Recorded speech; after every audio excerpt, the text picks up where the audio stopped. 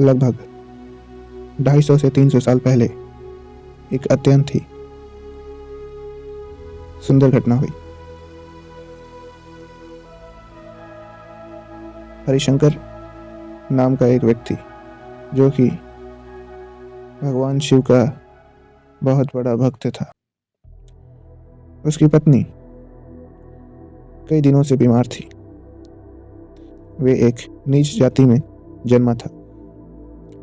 वे मजदूर था। वे पास के गांव में ही एक बड़े जमींदार के घर मजदूरी करता। उचित धन की व्यवस्था न होने के कारण वे जमींदार के पास जाता है और अपनी समस्या उससे बताता है। जमींदार पैसे देने से मना कर देता है।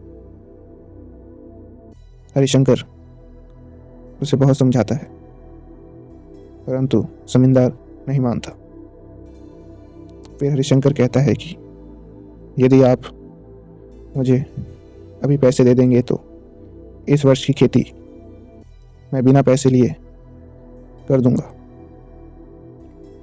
जमींदार सोचता है और फिर हरिशंकर को पैसे दे देता है। पैसे की व्यवस्था होने के कारण वे पूर्णतः अपनी बीवी का इलाज अच्छे ढंग से करवा पाता है और उसकी बीवी स्वस्थ हो जाती है। वादे के अनुसार खेती के समय वे उस जमींदार के खेत में जाता है और पूरी मेहनत करता है। सिंचाई, खेती, हल जोतना, सारी मेहनत करता है। रोज प्रातः 6 बजे उठकर खेत में जाता और लगभग शाम 5-6 बजे तक घर वापस लौटता। एक दिन वे देखता है कि फसल में कीड़े लग चुके हैं। फसल सूख रही है और लगभग 80% फसल बर्बाद भी हो चुकी है। वे ये सब देख बहुत ही हताश हो जाता है। वे खेत को देखकर वहीं रोने लगता है, क्योंकि वे जानता था कि जमींदार नहीं मानेगा। वे हरिशंकर में ही कोई कमी ढूंढेगा और उसके पास उतने पैसे भी नहीं थे कि वे जमींदार को चुका पाए। वे अत्यंत ही हताश हो चुका था। उसे कुछ नहीं समझ आ रहा था। करीब कई घंटों तक वे वहां शांत बैठा रहा। कुछ समय बाद शाम हो गई। वे कुछ भी करके घर की ओर चल पड़ा। उसके घर और जमींदार के खेत के बीच में लगभग 4-5 किलोमीटर की दूरी थी। वे चल पड़ा। रास्ते में, जो कि सुबह से उसने कुछ नहीं खाया था, उसे भूख लगती है। वे एक पेड़ के नीचे बैठकर अपनी पोटली खोलता है खाना खाने के लिए। तभी उसे बैल दिखता है, जिसके गर्दन में एक अत्यंत ही सुंदर घंटी झूल रही होती है, जो हीरे की तरह चमक रही थी और उसकी आवाज अत्यंत ही मनमोहक थी। साथ ही बैल के पीछे एक लंबे कद का इंसान था, जिसकी बड़ी बड़ी जटाएं थी। वे दोनों हरिशंकर के पास ही आते हैं। वह व्यक्ति पास के पेड़ में उस बैल को बांध देता है और आकर हरिशंकर के पास बैठ जाता है। वे हरिशंकर से आगे का मार्ग पूछता है। हरिशंकर उसे आगे के गांव के बारे में बताता है। फिर वह व्यक्ति हरिशंकर से कहता है कि अरे भाई, मैं भी बहुत भूखा हूं, कृपया हमें भी कुछ दे दो। हरिशंकर यह सुनकर पोटली अपनी ओर करता है और गुस्से से कहता है कि मैं खुद बहुत भूखा हूँ, सुबह से मैंने कुछ नहीं खाया। वह व्यक्ति कुछ नहीं कहता है, चुपचाप मुस्कुराता है।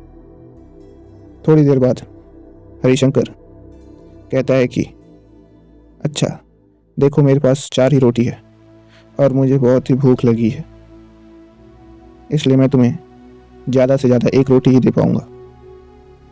वो व्यक्ति मुस्कुराता है और चुपचाप पोटली में से 1 रोटी निकालकर खाने लगता है। वह व्यक्ति हरिशंकर से पूछता है कि भाई तुम इतने उदास क्यों हो, क्या हुआ? हरिशंकर उसे पूरी घटना बताता है कि वो एक गरीब है, खेत की सारी फसल बर्बाद हो गई, अब वह उसकी भरपाई कैसे करेगा। वो व्यक्ति कहता है भगवान शिव पर भरोसा रखो। सब ठीक हो जाएगा, चिंता मत करो, भगवान शिव सब देख रहे हैं। ये कहकर वह बैल खोलता है और वहां से चल देता है। हरिशंकर जब उसकी ओर नजर घुमाता है तो वह देखता है कि दूर दूर तक वहां कोई नहीं होता है, उसे कोई नहीं दिखाई देता है। उसे ये काफी अजीब लगता है, परंतु जो कि वह काफी हताश था, इसलिए वह गौर नहीं करता। वे चुपचाप अपने घर चला जाता है। सुबह उसके कदम काफी धीरे धीरे बढ़ते हैं जमींदार के घर की ओर। जमींदार के घर पहुंचकर वे जमींदार के सामने सर झुका लेता है और चुपचाप वहीं बैठा रहता है। जमींदार खुशी से उसे गले से लगा लेता है और कहता है, ये कैसा कमाल है, ये कैसा जादू कर दिया तुमने भाई। हरिशंकर कुछ समझ नहीं पाता है।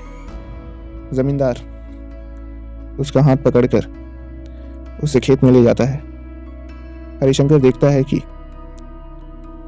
फसल एकदम स्वस्थ और शुद्ध है, एकदम अच्छी हरियाली है। उसे काफी अचंभा होता है कि जिस फसल की सिंचाई रोपनी उसने मात्र 2 दिन पहले की थी, वो आज फसल तैयार कैसे हो गई। गांव वाले, आस पड़ोस के खेत वाले भी यह घटना देखकर आश्चर्य से भर जाते हैं कि जिस धान की खेती करने में 6 महीने लग जाते हैं, उसे हरिशंकर ने मात्र 2 दिन में कैसे कर दिया।